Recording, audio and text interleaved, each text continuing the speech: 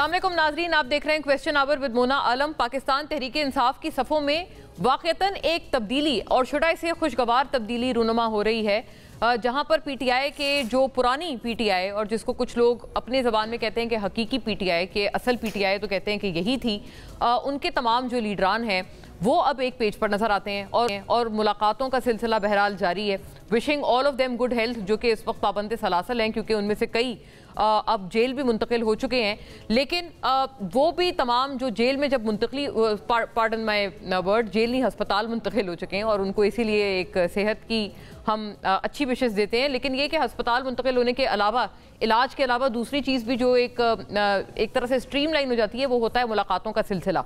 यानी कि शाह महमूद साहब से जैसे गुज़िश्ता रोज़ मुलाकात रही, फवाद चौधरी साहब और इसमें इमरान इस्माइल, महमूद मौलवी और दीगर की, और अब ये मुलाकातों का सिलसिला मज़ीद आगे बढ़ाया जा रहा है। एक थॉट भी है जो कि अब वाज़े तौर पर तब्दील होती हुई नज़र आती है, और अगर फवाद चौधरी साहब की बात मानी जाए तो वो तो ये कहते हैं कि इमरान खान साहब मुकम्मल तौर पर ऑन बोर्ड हैं और वो ये समझते हैं कि बड़ी मतलब एक रादर कुछ डेरोगेटरी सी बात खान साहब की ज़बानी फवाद चौधरी साहब ने कोट की है कि उन्होंने कहा है कि जी अगर जहाँ पर हम देखते हैं कि मेरे लिए जो कोशिशें हैं जब मुझे जेल से निकालने की वो ज़्यादा तेज़ होने लगती हैं तो एक तबका खारिश ज़दा कुत्ते की तरह रद्द अमल देता है। ये बड़ा दिलचस्प जुमला है नाजरीन और काफ़ी डेरोगेटरी भी है, लेकिन ये किसको कहा जा रहा है इसकी बात करते हैं। फ़ौज के इतने मुखालिफ हैं तो अफगानिस्तान चले जाएं, जंग का शौक़ पूरा कर लें। इमरान खान की रिहाई के लिए नून लीग, पीपल्स पार्टी, इस्टेब्लिशमेंट समेत तमाम पाकिस्तानी क़ुव्वतों से बात करना ज़रूरी है और हम ये करेंगे। इमरान खान रिहा हों और अपने फ़ैसले खुद करें। कौन है जो कि इमरान खान साहब पे फ़ैसले मुसल्लत कर रहा है? ये प्रेजेंट डे पीटीआई क़यादत से फवाद चौधरी साहब बार बार सवाल करते हैं, और अब तो उन्होंने ये सवाल जो है वो इमरान खान साहब की ज़बानी भी कर डाला है और कहा है कि इमरान खान साहब भी इस खास एक तबके को इस तरह से मुखातिब कर रहे हैं, खारिज ज़दा कुत्ता। This is very derogatory. किसके बारे में ये बात की जा रही है, इसके बारे में जानने की थोड़ी कोशिश करेंगे। फिर ये कि इवन जो पीटीआई की पख्तूनख्वा हुकूमत है उन्होंने भी फैसला किया है कि राब्ते बहाल किए जाएँ तमाम तर पार्टी से।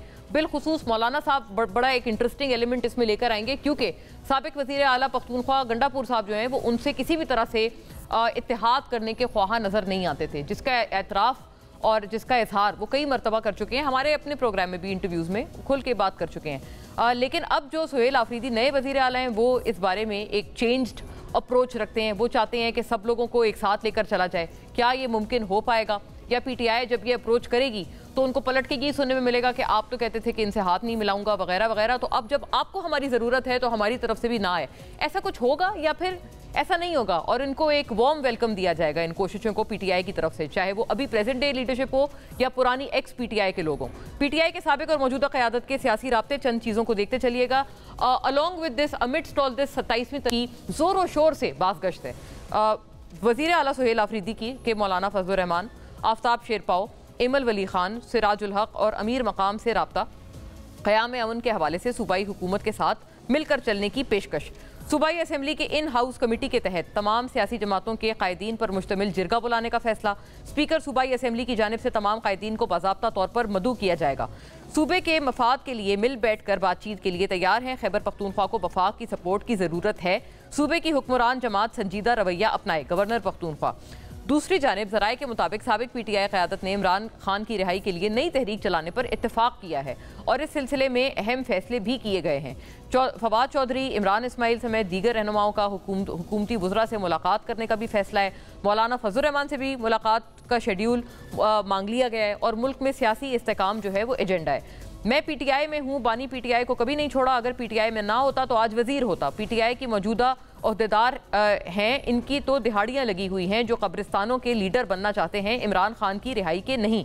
फवाद चौधरी, हुकूमत एक कदम आगे बढ़े और तहरीक इंसाफ एक कदम पीछे हटे तो सियासी दर्जा हरारत कम हो सकता है। फवाद चौधरी।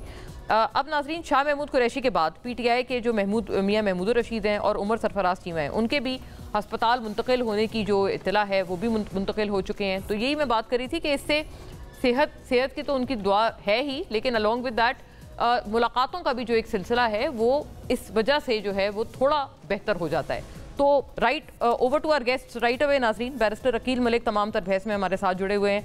वज़ीर मुमलिकत बराए कानून व इंसाफ, मेंबर कौमी असम्बली पाकिस्तान मुस्लिम लीग नून से बहुत खुश आमदीद आपको। सेनेटर डॉक्टर हुमायूं मोहम्मद नाजरीन, पाकिस्तान तहरीक इंसाफ की बेबाक आवाज़, स्टॉलवर्ट ऑफ हिस पार्टी, हमारे साथ जुड़ते हैं। बहुत आपको भी खुश आमदीद। और नाजरीन, इंजीनियर ज़िया और रहमान साहब, स्टॉलवर्ट ऑफ द JUIF, तमाम तर मामले पे हमारे साथ हैं और बहुत खुश आमदीद आपको भी। और आपसे बात की शुरुआत करती हूँ इंजीनियर साहब।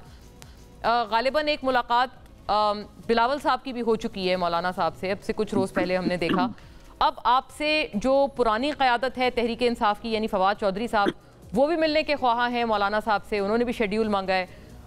वज़ीर आला सुहेल आफरीदी भी मिलना चाहते हैं। ये बताएं कि बिलावल साहब की जो मुलाकात रही थी उसके हवाले से अगर कुछ आप हमें बता पाएँ कि क्या बात हुई या किस नोट पर बात थी, क्योंकि बिलावल साहब तो कई मरतबा अपोजिशन की भी जो है कुछ बातें करते हैं, हुकूमत इत्तेहाद में तो बहरहाल वो हैं ही। तो किस तरफ की बात की गई मौलाना साहब से? बहुत शुक्रिया मोना। बिलावल साहब तशरीफ लाए और हर वक्त तशरीफ लाते हैं, उनका घर है। हमारे और उनके ताल्लुकात जो हैं वो सियासी हवालों से हट के भी ज़ाती तौर पर भी हैं और बाकी सियासी जमातों के लिए भी हमारे घर के दरवाजे, मौलाना साहब के घर के दरवाजे जो हैं हमेशा खुले होते हैं।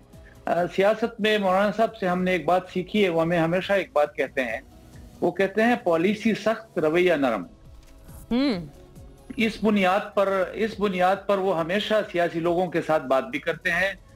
हमारे पास अभी उस बिलावल साहब जब आए, उन्होंने भी, वो थी वैसे कर्टेसी कॉल, एक मुलाकात थी जो रूटीन की मुलाकातें हुआ करती हैं, कोई ऐसा खास सियासी वो जो है एजेंडा नहीं था, कोई इशू नहीं था।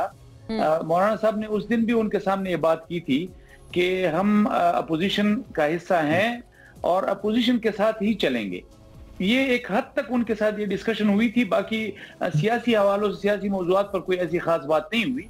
हाँ, उससे अगले दिन जब PTI के हमारे दोस्त तशरीफ लाए थे तो उनके साथ 2-3 इशूज पर डिस्कशन भी हुई।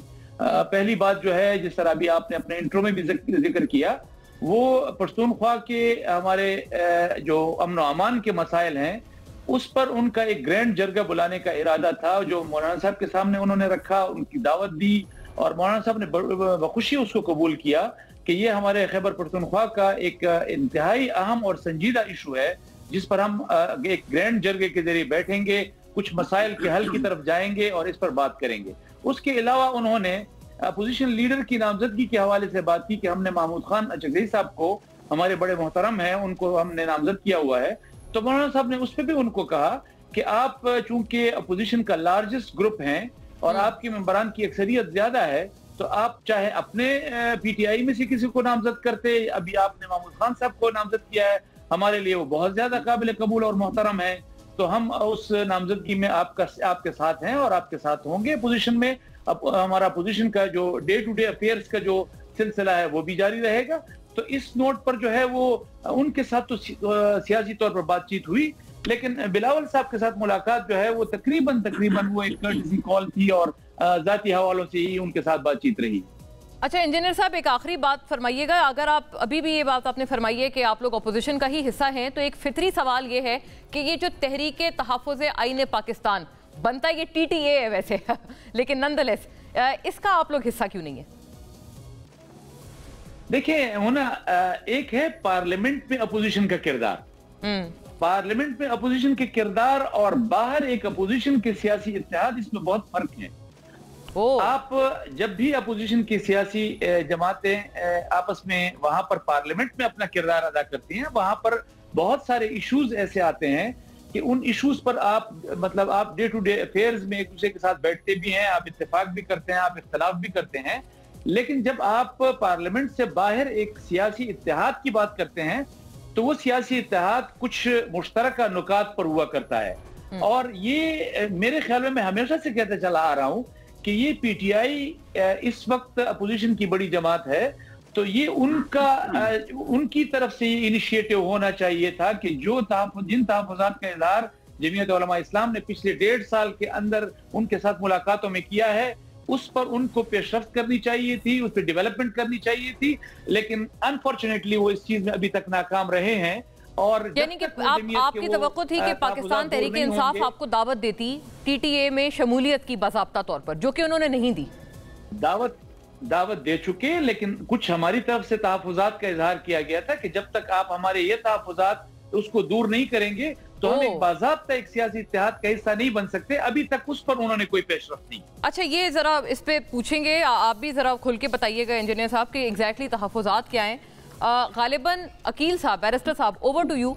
27वीं तरमीम की बहरहाल तैयारियां हैं। अब आप ये बताएं कि पीपल्स पार्टी तो आपसे इस वक्त नाराज़ ही है, उन्होंने आपको 1 महीने की मोहलत दी है, और 27वीं तरमीम के हवाले से शायद ये बात अभी इंजीनियर साहब से तो नहीं हुई हमारी, लेकिन जैसे हमारे प्रोग्राम्स पे मुतअद्दिद मरतबा हाफिज़ हमदुल्ला साहब ये कह चुके हैं, और ऐसा लगता है कि JUIFA अगर ये दावा करे कि वो आपसे ज़्यादा हुकूमत के वज़रा से भी ज़्यादा बाखबर हैं, तो ये गलत तो नहीं होगा। मैं इसलिए कह रही हूँ विद ऑल ड्यू रिस्पेक्ट, क्योंकि आपने हमारे प्रोग्राम में 16 अगस्त को ये ऐलान किया था 27वीं तरमीम को लेकर। सुनिएगा।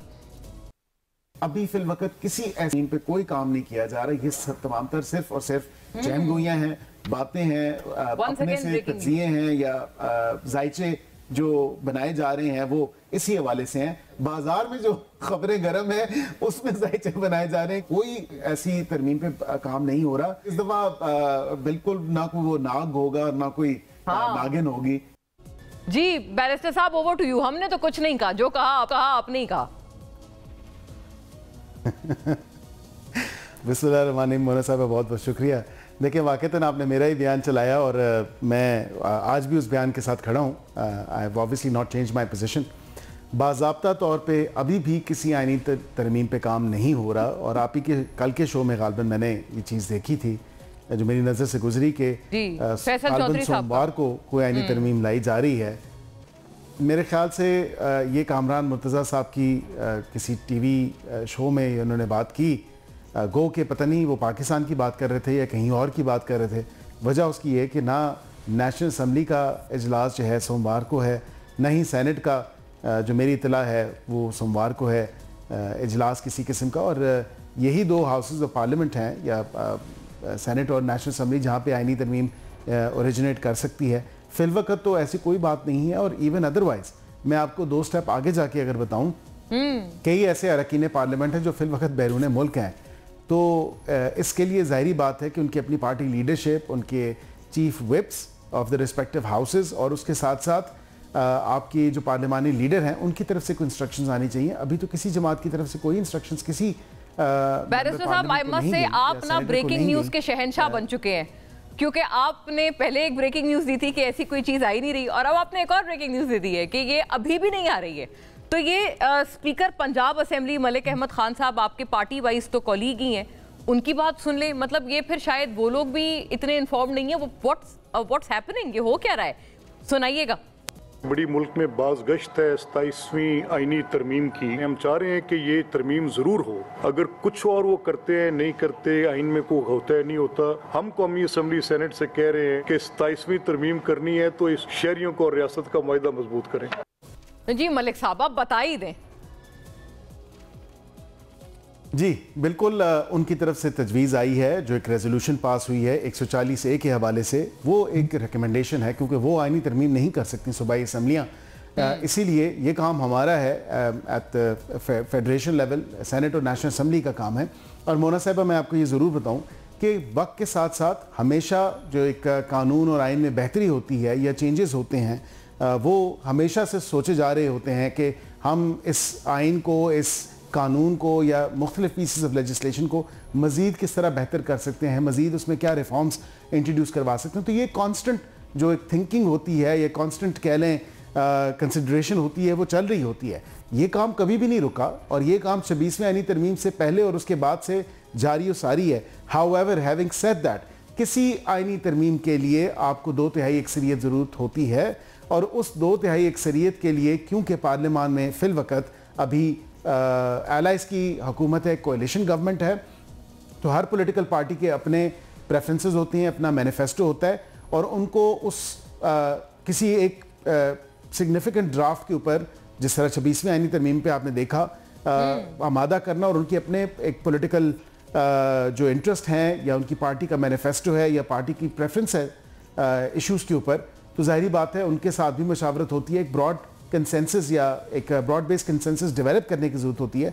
फिल वक्त ऐसा कोई ऑफिशियली काम नहीं यानी अभी कोई ड्राफ्ट, कोई मैं लफ्ज़ बाज़ाब्ता इसलिए कोई सोच ही नहीं है इस हवाले से। मैं लफ्ज बाज़ाब्ता नहीं, सोच तो हमेशा रहती है, ये तो ऐसी बात नहीं है। मुख्तलिफ, मैंने जिस तरह भी आपको जिक्र किया कि ये कॉन्स्टेंटली एक चीज़ कंसिडर हो रही होती है कि कानून में क्या बेहतरी लेके आएँ, आइन में क्या बेहतरी लेके आएँ, और इसी हवाले से ये कॉन्स्टेंटली कंसिडर हो रही होती हैं। ये काम कभी रुकता नहीं है, लेकिन उसको कब टेबल करना है, उसमें क्या चीज़ें शामिल होंगी, फाइन ट्यूनिंग के साथ क्या चीज़ें आ सकती हैं। ज़ाहिरी बात है कि ये एक ऐसा टाइम होता है जिसमें ब्रॉड बेस कंसेंसस आपको आईनी तरमीम पेश करने से पहले या दुरुस्त, और आप फरमा रहे हैं कि वो चीज़ अभी तक नहीं हुई है, मतलब कंसेंसस या हाँ उस हवाले से कोई मुशावरत कुछ भी नहीं। देखें, वो वाक़तन नहीं हुई, इंटरेस्टिंग कुछ भी नहीं हुआ, कोई ऐसी बात नहीं हुई। और जाहिर बात है कि हम जिस तरह पिछली दफ़ा भी हम ऑपोजिशन के पार्टीज़ को साथ लेके चले, पार्लियामेंट के बाहर तो पीटीआई भी एग्री करती थी कि बिल्कुल आईनी तरमीम होनी चाहिए और उसमें कोई ऐसी चीज़ नहीं है जिस पे उनको एतराज़ हो, लेकिन पार्लियामेंट के अंदर आके उन्होंने अपनी पॉलिटिकल पॉइंट स्कोरिंग या पॉलिटिकल नैरेटिव जो डेवलप करना था वो उन्होंने किया, इज्तनाब किया, उन्होंने वोट नहीं दिया। JUI ने बिल्कुल हमारी बैक एंड फोर्थ उनके साथ चीज़ें चलती रहीं और काफ़ी जो है रिवाइज हुई चीज़ें, और फिर उसके बाद फाइनल ड्राफ्ट आए तो उस पर JUIF ने वोट दिया। मैं यही कह रहा हूँ कि इस सिलसिले को अगर आगे बढ़ना है, एक तो आईनी तरमीम जब भी आएगी डंके की चोट पे आएगी, आउट इन दी ओपन आएगी, कोई ढकी छुपी इसमें बात नहीं होगी। मैंने एक जो लफ्ज मैं इस्तेमाल कर रहा हूं उस पे मैं चाहूंगा आप गौर करें। बाज़ाब्ता तौर पे इस पे नहीं, बाज़ाब्ता तौर पे इस पे कोई काम शुरू नहीं हुआ 27वीं तरमीम के किसी ड्राफ्ट के ऊपर या किसी ऐसी चीज के ऊपर। इंजीनियर साहब मुस्कुरा रहे हैं, मुस्कुराहट की वजह भी जानते हैं शायद। फिर वही बात है, मौलाना साहब और उनके सारे जो लीडरान हैं उनकी पार्टी के, वो शायद कहेंगे हम ज्यादा बाखबर हैं। एनीवे, हुमायूं साहब, ओवर टू यू। बहुत सख्त अल्फाज नहीं है, 27वीं तरमीम पे भी आप जरूर गौर फरमाएं, बाज़ाब्ता तौर पर भी कोई डिस्कशन नहीं हुआ, इस पे भी आप गौर फरमाएं।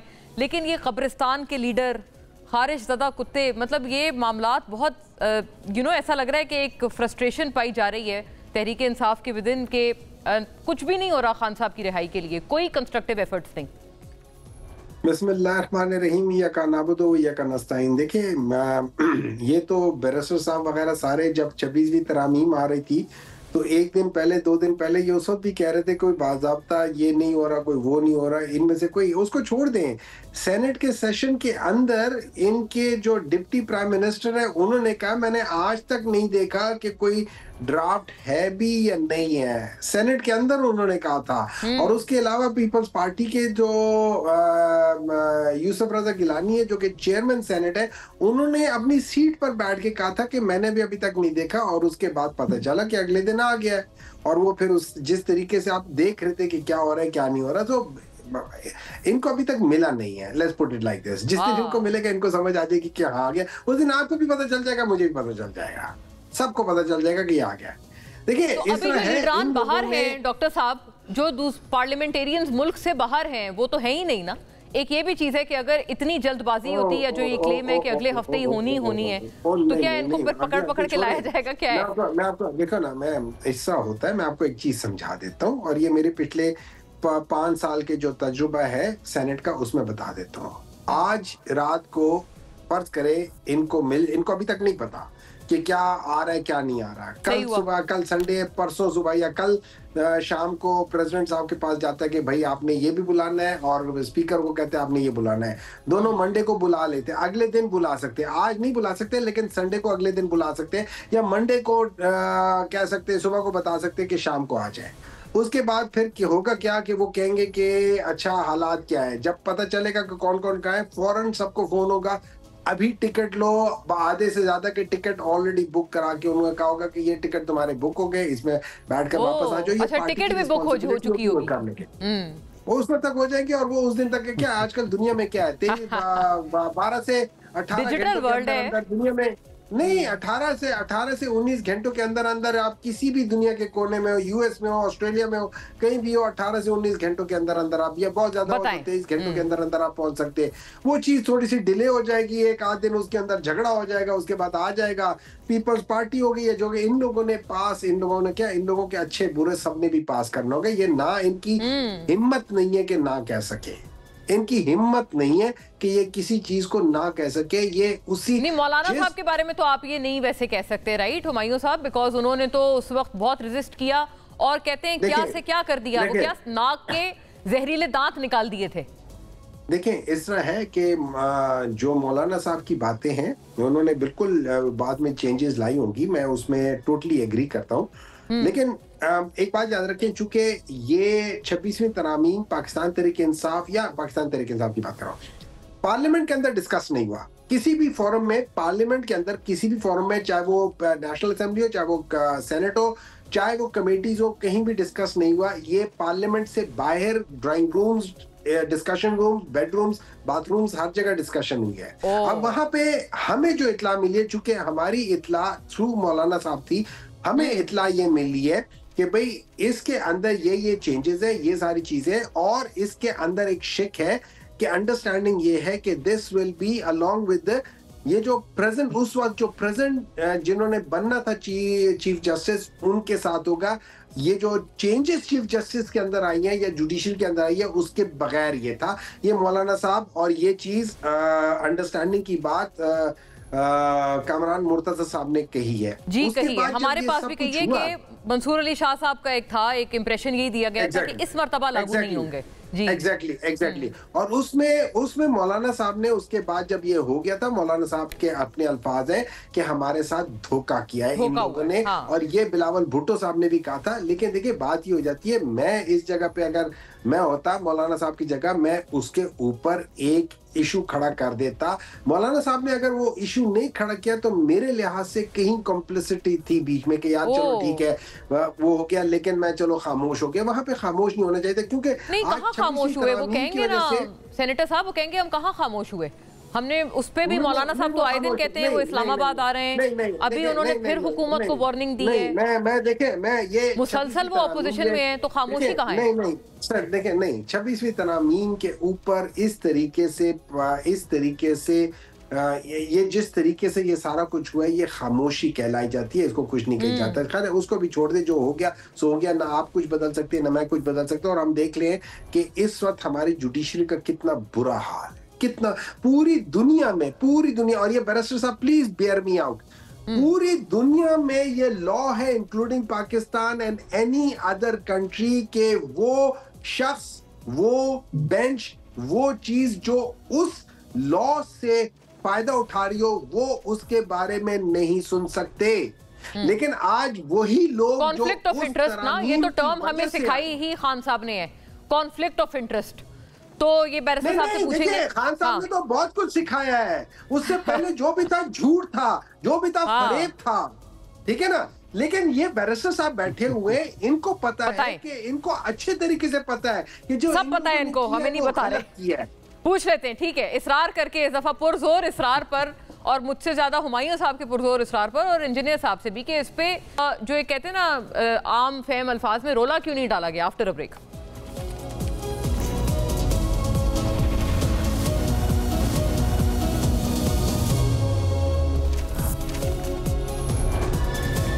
वेलकम बैक नाजरीन। इंजीनियर साहब, ओवर टू यू। खामोशी इख्तियार की गई, और क्या वाकई ये बात दुरुस्त है कि आप समझते हैं बिलावल भुट्टो साहब ने ही ये एश्योरेंस कराई थी जो कि पूरी नहीं हुई, और अगर पूरी नहीं हुई तो जो धोखा जो कि कहा गया वो फिर मतलब थ्रू बिलावल साहब वो धोखा दिया गया था क्या JUIFA को? देखिए मोना, ये डिस्कशन आपके प्रोग्राम में हम पहले भी कर चुके हुए हैं। देखिए 26वीं आईनी तरमीम पर हमारे PTI के दोस्त जो हैं वो ऐसे उसमें चले गए हैं, कंडीशन में चले गए हैं कि वो इसका भी इनकार नहीं कर सकते कि 26वीं आईनी तरमीम में हम ऑन बोर्ड थी। वो इसका इनकार भी नहीं कर सकते कि हम ऑन बोर्ड थे। और उसके अलावा ये है कि उनको एक सियासी इशू भी चाहिए होता है कि इस पर हमने, चूंकि हम हुकूमत के खिलाफ है, तो हमने 26वीं आईनी तरमीम के खिलाफ बात भी करनी है। तो ये कॉम्प्लेक्सिटी जो है ना, ये हमारी तरफ नहीं है, ये उनकी तरफ भी मुतवज्जे है। देखिए, मैं आपको ये बात पहले भी कह चुका हूं कि जब आईनी तरमीम पार्लियामेंट के फ्लोर पर आती है तो पहले उसको पेश किया जाता है, पेश करने के बाद उसके बाद ही मंजूरी की जाती है। तो जब पेश हुई और मंजूर हो गई, उसके बाद तो सारी चीजें ओपन थी ना, तो फिर ओपन होने के बाद लीडर ऑफ द अपोजिशन जो है उमर अयूब साहब ने मौलाना साहब का शुक्रिया क्यों अदा किया, खराज तासीन क्यों पेश किया, असद कैसर साहब ने क्यों खराज तासीन पेश किया। फिर आप जो हम मेरे भाई हैं हुमायूं मोहम्मद साहब सेनेटर हैं, जब ये सेनेट में पास हुई तो सेनेट में पास होने के बाद अली जफर साहब ने सेनेट में खड़े होकर पास होने के बाद मौलाना साहब को खराज तहसीन क्यों पेश किया। बात यह है कि कुछ चीजें आईन के में तरमीम का हिस्सा थी, कुछ उसके बाद होने वाले उनके इकदामात थे जो हुकूमत ने खुद करने थे, जिनका आईनी तरमीम के साथ कोई हिस्सा नहीं था, कोई मतलब उसका कोई बराह रास्त कोई वास्ता नहीं था। अब उन चीजों पर आप हुकूमत पर रिलाय कर सकते हैं, आप उन पर एक हद तक एतमाद कर सकते हैं, आप 100% नहीं कह सकते कि हुकूमत ने हमारे साथ वो बात मानी। अच्छा, मैं समझ गई, आप दुरुस्त फरमा रहे हैं। जब वो तरमीम पास हुई थी उस वक्त शुक्रिया आपका अदा किया गया, आपने बिल्कुल ये बात पहले भी हमारे पास फरमाई है कि वो इस वजह से था कि 27वीं तरमीम को आपने काफी बेहतर कर दिया। लेकिन अगर आपके साथ जो दी गई हुकूमत की एश्योरेंस थी वो पूरी नहीं हुई तो आप लोगों ने उसके ऊपर खामोशी क्यों इख्तियार कर ली? Basically this is the new question. अब मैं इसी बात पर आ रहा हूं कि देखें, ये पाकिस्तान तहरीक इंसाफ के हमारे साथी कहते हैं कि हमने वोट नहीं किया। आप अपनी टीम से डॉक्टर हुमायूं मोहम्मद साहब को पूछिए कि आप अपनी उस टीम से पूछिए कि आपको वोट न करने का मशवरा किसने दिया था। आखिरी मुलाकात में जब वो हमारे साथ बैठे हुए थे और फिर उठे और हमारे साथ प्रेस कॉन्फ्रेंस की, तो उससे पहले मौलाना फजलुर रहमान साहब ने इनको कहा था कि आप पीटीआई के दोस्त, आपके लीडर जेल में हैं, आपके लीडर के साथ ज्यादती हो रही है, तो आपको अच्छा आपके लिए नहीं होगा कि आप इसके लिए वोट करेंगे, आप इसको वोट न कीजिए। लेकिन उन्होंने कहा मौलाना साहब आपका बहुत शुक्रिया कि आपने हमारी इस पोजीशन को समझा और आपने हमें ये इजाजत दी कि हम इसको वोट नहीं करें। फिर उसके बाद बैरिस्टर गौहर साहब गए और उन्होंने प्रेस कॉन्फ्रेंस में मौलाना साहब का शुक्रिया अदा किया। करेक्ट। अब बात यह है कि उसके बाद अगर कुछ ऐसे इकदाम जिस तरह मंसूर अली शाह साहब की बात हुई, अगर जो मुकम्मल तौर पर उस कमीशन के थ्रू होना था, अगर उसमें कोई ऐसी बात हुई है तो आप देखें उस 26वीं तरमीम से लेकर आज तक कौन सी ऐसी जगह है, कौन सी ऐसी तकरीर है कि जिसमें मौलाना साहब ने इनको माफ किया हो, कौन सा ऐसा जलसा है कि जिसमें हुकूमत को आड़े हाथों न लिया हो, कौन सी ऐसी जो है प्रेस कॉन्फ्रेंस है जिसमें उन्होंने ये बात न की हो कि आपने 26वें आईनी तरमीम के बाद होने वाले इकदामात में जो है वो धोखे से काम लिया है। तो हमने तो हर जगह पे इस आवाज को उठाया है, लेकिन हमारे पीटीआई के दोस्त जो हैं वो असल में उनका इशू ये है कि इमरान खान की साहब की रिहाई के अलावा बाकी सियासत, अपोजिशन की सियासत इन्होंने छोड़ दी है। इनको मुतवज्जे होना होगा इस तरफ भी, ताकि हम ये जो इस तरह के इकदाम हुकूमत ले रही है और वक्तन फवक्तन ले रही है उसका मिलकर हम मुकाबला कर सकें।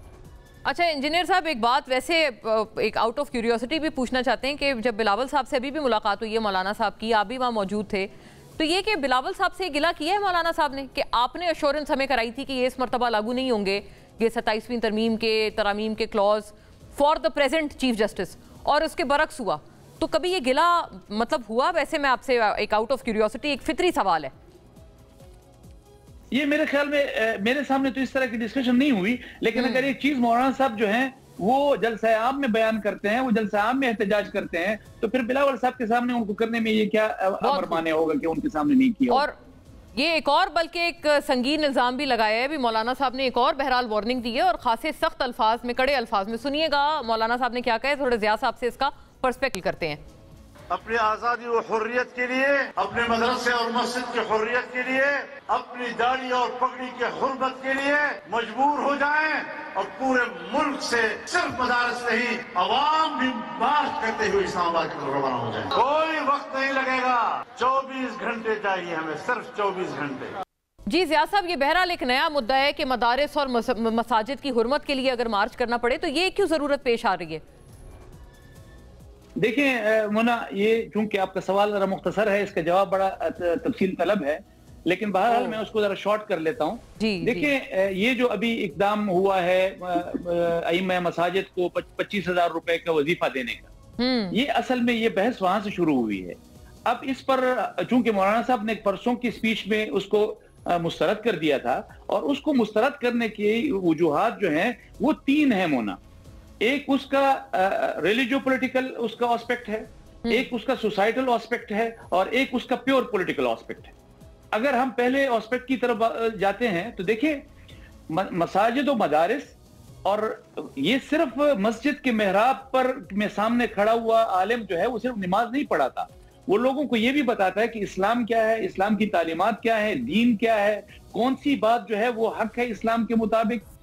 अब इस तरह जब आप मसाजिद के अइम्मा को पैसे देंगे तो ये इब्तिदा है मसाजिद मदारिस पर अपना कंट्रोल लेने के लिए कि कल फिर आप उनको ये भी कहेंगे, बल्कि कल की क्या बात है, अब तो डीसी साहब की तरफ से वो लेटर भी आ गया है कि अगर आपने 25,000 रुपए लेने हैं तो फिर आपको ये लिख कर देना होगा कि आप हुकूमत की किसी पॉलिसी पर तनकीद नहीं करेंगे, आप हुकूमत के किसी इकदाम पर तनकीद नहीं करेंगे। तो आप मुझे बताइए, कल को कोई हुकूमत का इकदाम जो है वो इस्लाम और शरीयत के खिलाफ होगा तो मैं 25,000 की वजह से वो उस पॉलिसी के खिलाफ बात नहीं कर सकूंगा। तो आपने इब्तिदा की है मसाजिद मदारिस पर अपना कंट्रोल लेने के लिए, और ये हमेशा से हम एक बात कहते हैं कि पोस्ट 2000 ये मदारिस और मसाजिद का इशू ये बैनुल अक़वामी एजेंडे के तहत हल होता है।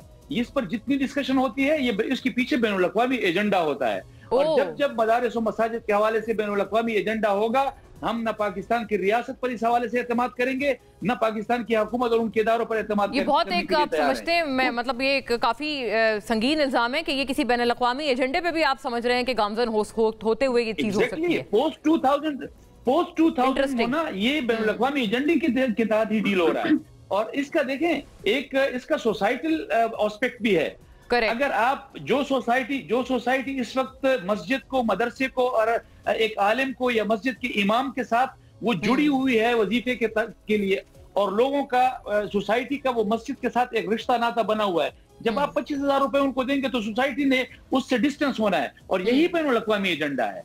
तीसरी बात जो है वो देखें, अभी आपने एक मजहबी जमात के खिलाफ ये एक कार्रवाई की है और बड़ी ब्रूटल कार्रवाई की है। तो आप कंपनसेट करना चाहते हैं, आप इस 25,000 से उन तमाम इकदामात को, वो जो इलेजिटिमेट गवर्नमेंट की तरफ से इस तरह के इकदामात होते हैं, उनको 25,000 रुपए से आप जायज करार देना चाहते हैं कि फिर मजहबी तबका जो है वो इन 25,000 के पीछे वो आपकी इन सारी चीजों को भूल जाएगा। तो इसके बहुत ज्यादा जो है मल्टीपल डायरेक्शंस भी हैं, उसके एस्पेक्ट्स भी हैं, और हमें उस पर गौर करना होगा। मैं फौरी तौर पर पूछती हूँ बैरिस्टर साहब से, बिकॉज जाहिर है वो मुतलका इवन वजीर भी हैं, तो what better than barrister Aqeel to answer this. Barrister साहब, ये बैरूनी एजेंडा, बैनुल अक़वामी एजेंडा, पीटीआई वाले तो आपको कब से इम्पोर्टेड हुकूमत वैसे ही कहते हैं।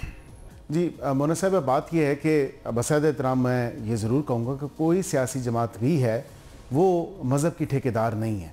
माज़रत के साथ मुझे ये कहना पड़ता है। वजह उसकी ये है कि आजकल की जो सियासत है और आजकल का जो सियासी कल्चर है उसमें आप मज़हब को तो लेके ही ना आएँ। मतलब सियासी हालात हमारे ऐसे हो चुके हैं हर पार्टी के अक्रॉस द बोर्ड, किसी एक सियासी जमात की बात नहीं करूँगा, लेकिन उसके साथ साथ आप ये भी ज़रूर देखें कि यहाँ पे तुर्की में, ईरान में, सऊदी अरेबिया में जो मुस्लिम ममालिक हैं, मुस्लिम ब्रदर ममालिक हैं, वहाँ पे मसाजिद की मैनेजमेंट और उनकी जो तमाम तर मामला है वो किस तरह होता है, वो हमेशा से रियासत के थ्रू ही होता है। यहाँ पे तो मुझे समझ नहीं आती कि एक मुख्तलिफ कल्चर है।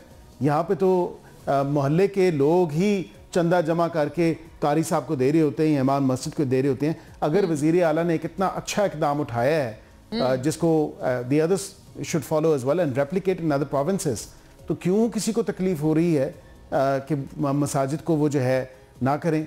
वहाँ पे आप मुझे बताएं ना कि तुर्की में या ईरान में या सऊदी अरेबिया में कोई अपनी 8 इंच की मस्जिद बनाए और फिर उसको अपने किसी भी मकसद के लिए इस्तेमाल नाउज़ बिल्लाह करना शुरू कर दे, तो ऐसा भी नहीं होता। मेरे ख्याल से ज़्यादा बेहतर है कि हर एक इदारे के अंदर आपको अपने आप को रेगुलेट करना पड़ता है। मिनिस्ट्री ऑफ रिलीजियस अफेयर्स है और दीगर जो प्रोविंशियल मिनिस्ट्रीज़ हैं वही रेगुलेट करती हैं, और मेरा तो इस पर यही मौक़िफ़ है। और बैरिस्टर साहब, ये बड़ा इवन 2-3 बातें सीसीडी के ऊपर भी आपको पता है, कुछ सुनने में आया है कि मरियम नवाज साहिबा और हमजा साहब कोई एक डिफरेंट पेजेस पे ऑपरेट कर रहे हैं। ये इस बारे में बताइएगा, उसके बारे में भी कई लोग उस पर तनकीद भी कर रहे हैं बहुत ज़्यादा। अब जाहिर है तहरीक वो है भी कानून और इंसाफ का मामला, और अभी जैसे हुमायूं साहब ने कहा ये 27वीं तरमीम के हवाले से भी, दीज आर 2 सेपरेट क्वेश्चंस। वो ये कह रहे हैं कि आपको पता भी नहीं है, अभी आपको ड्राफ्ट नहीं मिला, और वापस लाने में टिकट्स भी खुद बुक हो जाते हैं और इस तरह से वापसी होती है। तो यही चीज़ इस दफ़ा भी होगी जैसे 26वीं में हुई।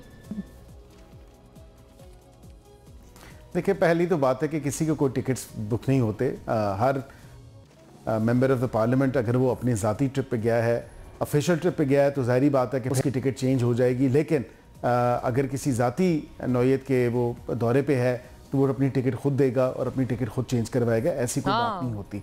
यहाँ पे दूसरी बात आपको ज़रूर बताऊँ, 27वीं आईनी तरमीम के हवाले से जिन्होंने कहा कि हमारे पास ड्राफ्ट नहीं है, मैं फिर यही इस्तदा करूँगा कि लफ्ज़ बाज़ाब्ता तौर पे कोई डिस्कशन या बाज़ाब्ता तौर पे कोई ऐसा काम नहीं शुरू किया गया किसी ड्राफ्ट पे, किसी ऐसी चीज़ पे। और ये कहते रहें जो कहते रहें, हमने तो पिछले साल मार्च से काम शुरू किया हुआ था 26वीं आईनी तरमीम पे। मुझे याद है, मैं खुद 12 दफ़ा ये जिक्र कर चुका हूँ, ऑन रिकॉर्ड हूँ कि हमारी मीटिंग्स हुई, हमने अपनी मीटिंग्स की और बिल्कुल हमने देखा कि कौन कौन से एरियाज़ में इम्प्रूवमेंट की ज़रूरत है और हमने किया, और किसी के साथ कोई धोखा नहीं हुआ।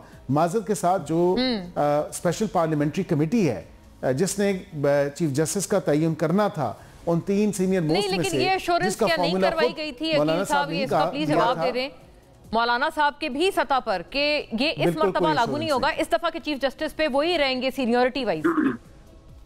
बाज़ाब्ता का मतलब क्या है? देखिए, कोई बाज़ाब्ता का मतलब भी बता दें। 3 सीनियर मोस्ट थे, मैं बाज़ाब्ता तौर पे बता देता हूँ। बाज़ाब्ता मतलब ऑफिशियली 3 सीनियर मोस्ट जजेस थे, उनको अनऑफिशियली काम हो रहा है। उनमें से जो वहाँ पे डिसीजन हुआ स्पेशल पार्लियामेंट्री कमेटी में, तो फिर उसी का फैसला हुआ और चीफ जस्टिस ऑफ पाकिस्तान का डिसीजन हो गया। अब ये तो नहीं कहा जा सकता कि उस तमाम तर पहराए में या उस तमाम तर सिचुएशन में तमाम तर एक्लेट्स देखे गए, तमाम तर जो है चीज़ों को देखा गया और जक्स्टा पोजीशन में रख के देखा गया। और जब देखा तो स्पेशल पार्लियामेंट्री कमेटी जो थी उसने फैसला किया कि बाय मेजॉरिटी हम, और ये आपने ये ऐसी कोई एश्योरेंस नहीं कराई थी मौलाना साहब को? ऐसी बात नहीं है। मंसूर अली शाह साहब के हवाले से मैं बिल्कुल एग्जैक्ट प्रिसाइज नाम लेके पूछ रही हूं आपसे। नहीं, बिल्कुल नहीं कराई, बिल्कुल इसमें कोई ढकी छुपी बात नहीं है, क्योंकि बिल्कुल कोई किसी किस्म की एश्योरेंस नहीं थी। और हमने यही कहा था कि जो पार्लियामानी कमेटी जो है वो स्पेशल पार्लियामेंट्री कमेटी वोट करेगी, वो आपके सामने तो if I go by that, तो इंजीनियर साहब आपका गिला तो बनता ही नहीं है इन प्लेस, क्यों कहते हैं ऐसी कोई नाम लेके किसी को कोई एश्योरेंस कराई ही नहीं गई थी। मैं खैर मैं आऊंगी इस पे। हुमायूं साहब आप पहले बताएं, ये जो वो वाला सवाल भी बाय द वे रह गया था, वो जो एक फवाद साहब ना जिस लेवल की तनकीद कर रहे हैं।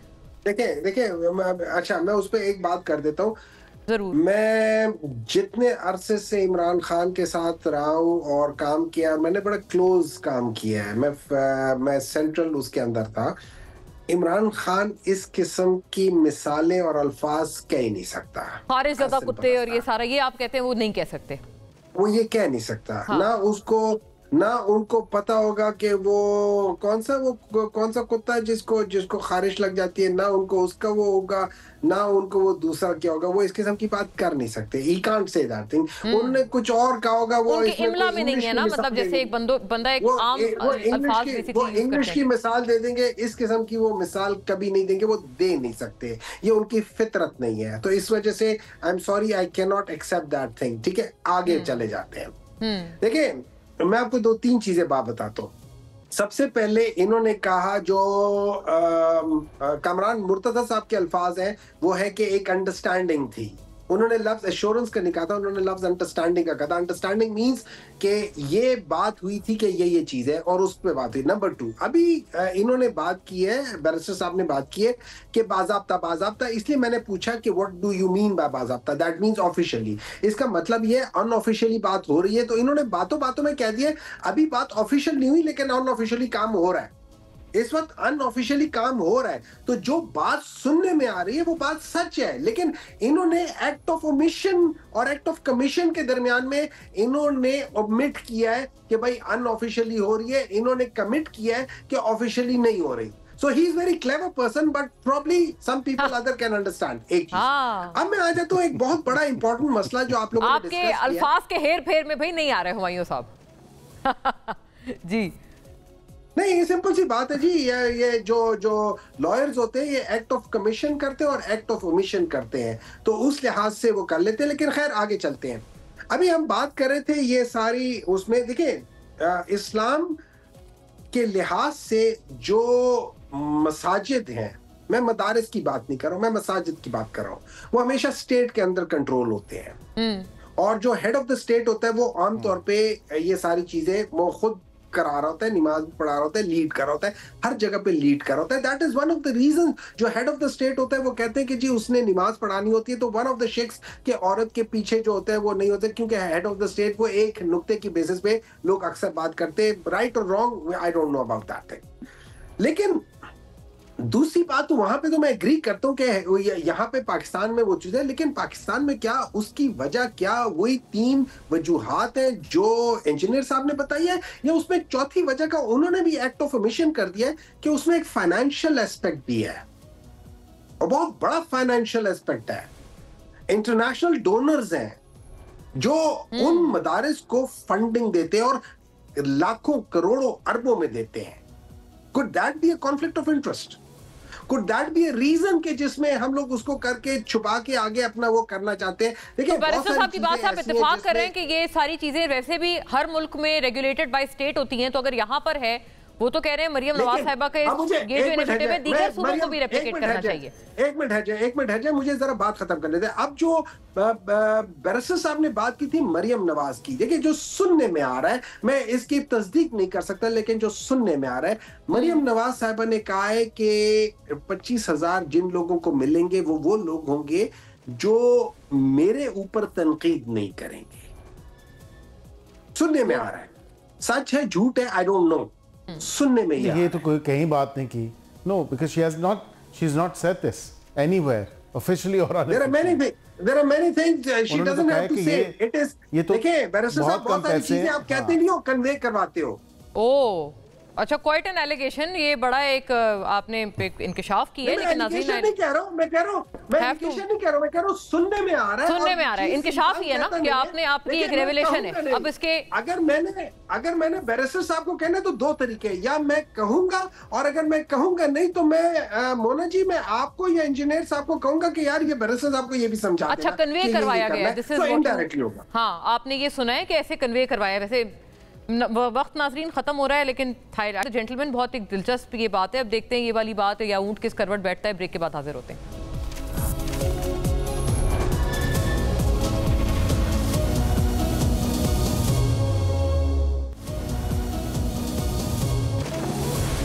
वेलकम बैक नाजरीन। एक इंटरेस्टिंग डेवलपमेंट पे इस आखिरी प्रोग्राम के हिस्से में नज़र डाल लेते हैं कि टीटीपी का एक जो मिलिटेंट है, तहरीक तालिबान पाकिस्तान से ताल्लुक़ रखने वाला एक मिलिटेंट जो कि एक ऑपरेशन के नतीजे में जाँ बहक हुआ, उसकी जो है एक बहुत कॉन्डोलेंस सेरेमनी उसकी जो है वो पेरिस की एक मस्जिद में रखी गई, जो कि जाहिर है एक बहुत कंसर्न रेज करने का एक सब्जेक्ट है और मौजू है।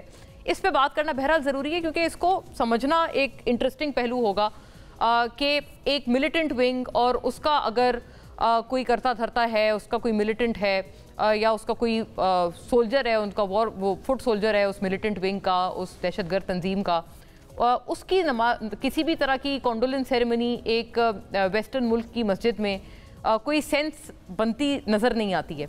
सलमान जावेद साहब से इस मामले पे पूछते चलते हैं, डायरेक्टर पाक एशिया यूथ फोरम, कि उनसे थोड़ा सा इसका पर्सपेक्टिव लेते चलते हैं। शुक्रिया आपके वक्त का, खुश आमदीद सलमान साहब। What do you have to say on this, क्योंकि हमारे लिए तो ये जाहिर है एक अचंभे की भी बात है और एक बहुत अजीब सा कॉन्फ्लिक्ट है। जी बिल्कुल, ये जो मुल्ला सद्दाम है, ये जिसका एलियास हुज़ैफा था, जैसे आपने भी अपने प्रेम्बल में कहा कि ये 18-19 अक्टूबर को जो एक ऑपरेशन हुआ था बाजोड़ में, उसमें मारा गया था और ये कुंदूज प्रोविंस का है, अफगान शहरी था। और पहले तो इसका 24 अक्टूबर को जनाजा वगैरह हुआ उधर ही कुंदूज के अंदर, और फिर 26 को फ्रांस का जो शहर है रेने, उसके अंदर एक तकवा मस्जिद है, वहाँ पर इसका कंडोलेंस जो है वो एक सेरेमनी जो है वो मनाई गई और बाकायदा उसकी वीडियोस वगैरह पोस्ट हुई। और फिर उसके बाद वो टीटीपी के जो टेलीग्राम के और इधर उधर के अकाउंट्स हैं वहाँ पे बाकायदा शेयर भी हुआ।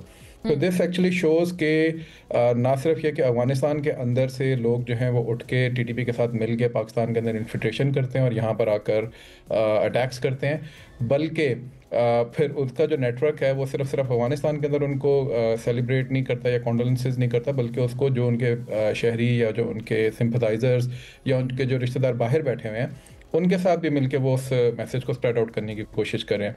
So this is actually very dangerous development. और इसके ऊपर सबसे इम्पॉर्टेंट ये है कि जो फ्रांस जो है उसको डिप्लोमेटिक सतह के ऊपर हमें अवेयर करना चाहिए कि इस तरह के अनासिर जो हैं वो वहाँ पर भी बैठे हुए हैं। और ये आज तो हमारे लिए ख़तरा है, लेकिन कल को अगर ये वहाँ पे बैठ के टीटीपी जैसे अनासिर को सपोर्ट कर रहे हैं, उनको उठा रहे हैं, वहाँ पे उनके कंडोलेंसेस मैसेज जो हैं वो उधर मसाजिद के अंदर पेश कर रहे हैं, तो it can become a threat to their soil as well.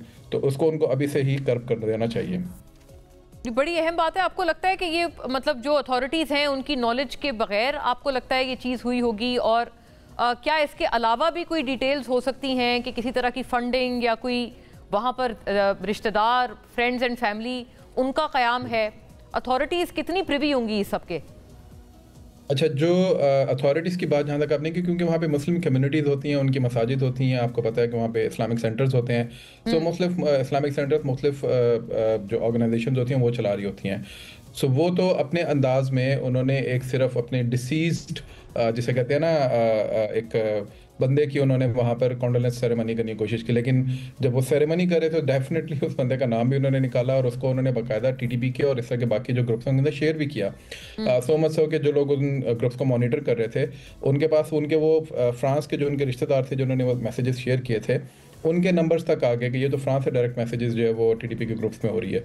तो उसके बाद फिर उन्होंने क्या किया, उनके जो रिश्तेदार थे जो वहाँ बैठे हुए थे, उनके कुछ कजन्स वगैरह जो वहाँ बैठे हुए हैं, उन्होंने बाकायदा फिर अपनी पूरी पोस्ट हैं वो डिलीट करना शुरू कर दी थी। लेकिन वो ज़ाहिर एविडेंस के तौर पे वो जमा हो चुकी थी और अथॉरिटी से शेयर भी हो गई हैं। लेकिन जहाँ तक बात है कि इसका ख़तरा क्या, जैसे मैंने पहले कहा कि अगर इसके ऊपर बाकायदा एक्शन नहीं होता, सिर्फ ये कि हमारी साइड से तो चले जो मैसेजिंग जानी चाहिए यूरोपीय जो ममालिक हैं, बिलखसूस फ्रांस की अपनी अथॉरिटीज़ को भी इसके ऊपर मुसलसल फोकस रखना चाहिए और देखना चाहिए कि इस तरह के कौन से अनासिर हैं जो यहाँ से वहाँ पर गए और इनके जो रिश्तेदार हैं उनकी स्क्रूटनी होनी चाहिए। क्योंकि पिछले कई दिनों के अंदर बिलखसूस पिछले 4 सालों में बहुत से लोग जो हैं अफगानिस्तान से वो गए हैं। Thanks for speaking to us Salman Javed साहब इस बहुत ज़रूरी पहलू पे और मौजू पे। आज के लिए इतना ही। Thank you for watching. अल्लाह हाफिज़।